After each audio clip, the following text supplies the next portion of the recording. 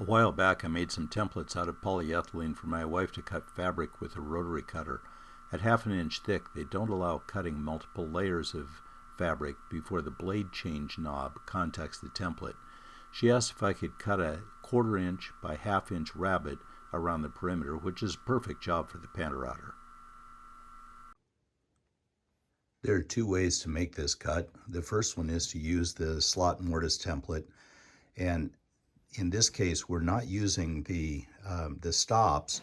Rather, we're just rolling our guide bearing across the top of the profile, and that allows us to shave our workpiece rather than to plunge in all at once. In order to cut about a 1/2 inch off of all the facets of our workpiece, we're going to set up a backstop and a front stop. The backstop will be the point that we push our workpiece to, and then we'll plunge forward a 1/2 inch in order to make a 1/2 inch rabbet around each of the facets on our workpiece. So we simply push our workpiece forward and push the bit and the carriage back until it meets the backstop. Then we'll clamp it and cut our 1/2 inch rabbet like so. We set our thickness to cut about half the depth of the workpiece.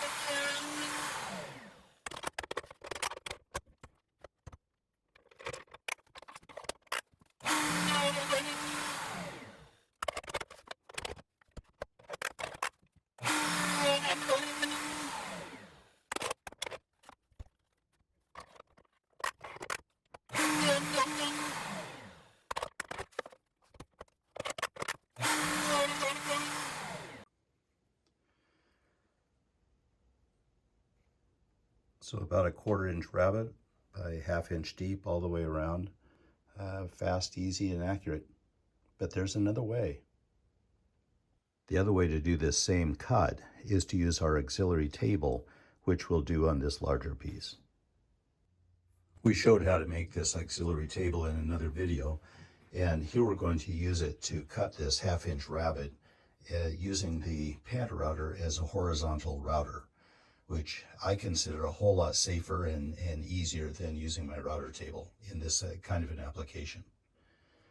So we'll just line it up to the edge, and that way we make sure that it's square, perpendicular to the bit, install a bit, and we'll do something that's kind of fun. It's certainly not necessary in this application, but we're going to use this round nose bit to put a little softer profile in our rabbet. With our guide bearing in the center hole, we're able to then raise and lower our template holder to raise and lower the bit. In this case, we're going to raise it until it's about a 1/4 inch above the auxiliary table. This setup would give us exactly what we wanted, but there's a little different thing that we might do to add a little flair to this project. We can tilt our table to give us a slight angle to our rabbet.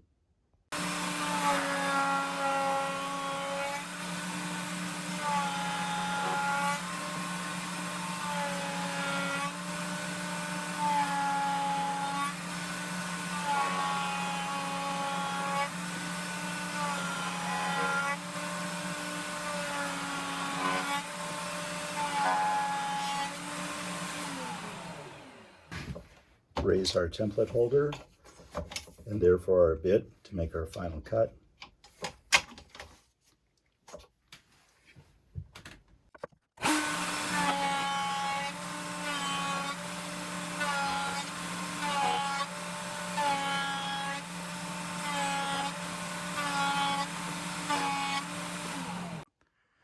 So both methods worked well.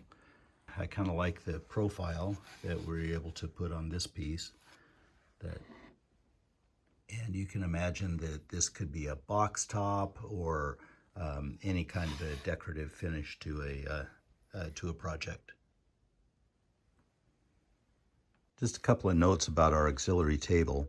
When I made this, I cut the grooves for clamping for the micro jig system. I've actually not used them, but I may in the future. I can see some definite advantages for it.